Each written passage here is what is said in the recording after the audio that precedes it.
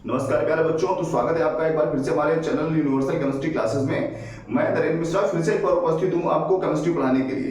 तो प्यारे बच्चों, जैसा कि आप लोग स्टडी कर रहे हैं, हमने पिछले टॉपिक में पढ़ा था कोलिगेटिव प्रॉपर्टीज ऑफ सॉल्यूशन।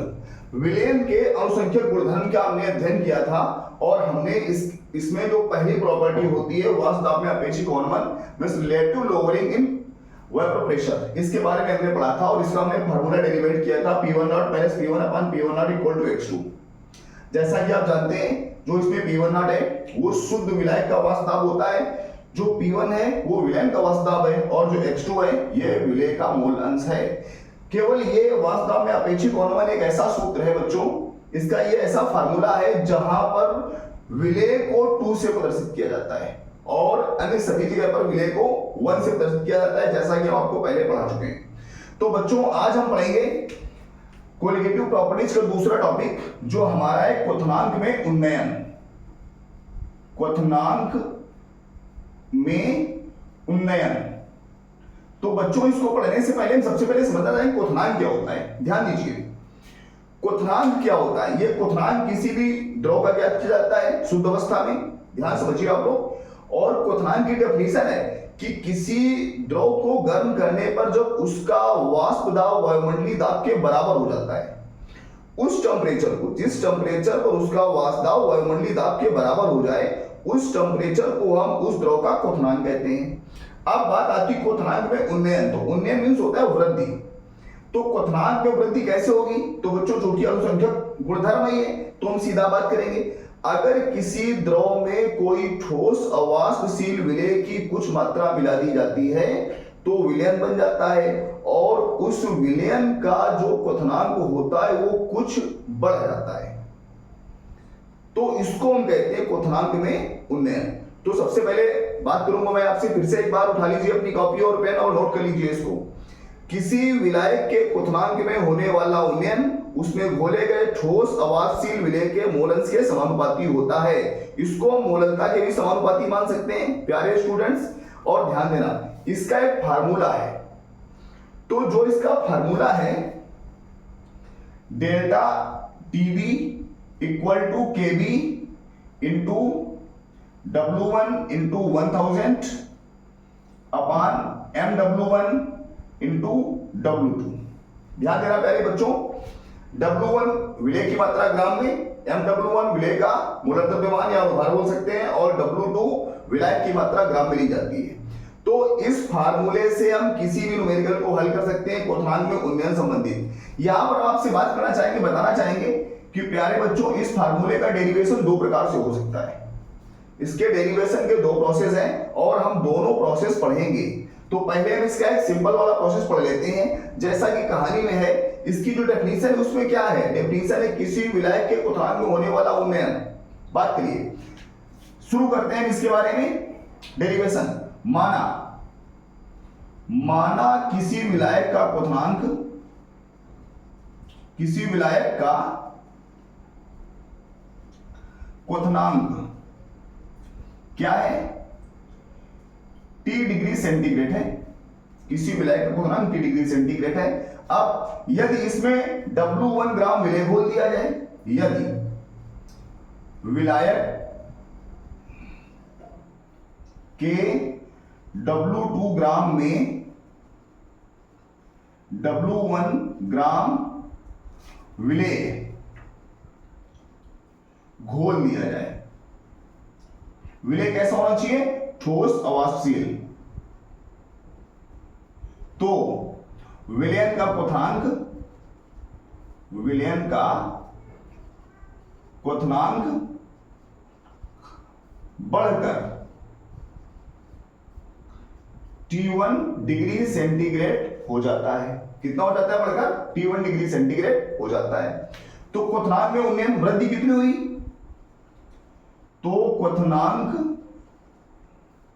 में उन्नयन equal to T1 degree centigrade minus T degree centigrade equal to delta T degree centigrade. बच्चों, चूंकि मामला यहां पर क्वथनांक का है और क्वथनांक को हम कहते हैं बॉइलिंग, इसलिए यहां पर हम सफिक्स में इसके बी लगा देते हैं, तो हो जाता है equal to delta TB degree centigrade. अब किसी विलायक के क्वथनांक में होने वाला उन्नयन उसमें घोले गए ठोस अवाहशील विलेय के मोलन्स के समानुपाती होता है। तो बात करते हैं, या मोललता भी लिख सकते हैं वहां पर। तो delta TB is proportional to small M. ये स्मॉल एम क्या है? मोललता है। तो हम लिख सकते हैं delta TB equal to KB into small M. देखिए जो केबी है यहां पर, इस केबी को कहते हैं मोलल उन्नयन स्थिरांक। क्या कहते हैं? मोलल उन्नयन स्थिरांक। इसके बारे में बात करेंगे और इसको हल भी करेंगे हम। अब यहां पर मोललता, जो हमारी मोललता है उसकी वैल्यू लिख देते हैं। तो delta TB equal to KB into W1 into 1000 upon MW1 into W2। देखिए बच्चों, ये हमारा फार्मूला निकल आया क्वथनांक में उन्नयन का। आप देख लीजिए, समझ गए होंगे किस तरीके से इसका डेरिवेशन किया जा सकता है, बिल्कुल सरल तरीके से। उसके बाद प्यारे बच्चों, इसके डेरिवेशन की दूसरा प्रोसेस भी है, हमारा फर्स्ट प्रोसेस था। तो दूसरा प्रोसेस जो है वो हम अगले वीडियो में पढ़ेंगे और उसको डालेंगे भी। आज हम पढ़ लेते हैं इसका जो थर्ड प्रोसेस है उसको पढ़ेंगे, और वो उसका नाम है हिमांक में अवनमन। हिमांक में अवनमन। तो प्यारे बच्चों, इसको कहते हैं depression in freezing point. Depression in freezing point आप लोग समझ रहे होंगे। तो इसको अभी हम पढ़ेंगे, पहले आप इसको जरा नोट कर लीजिए प्लीज।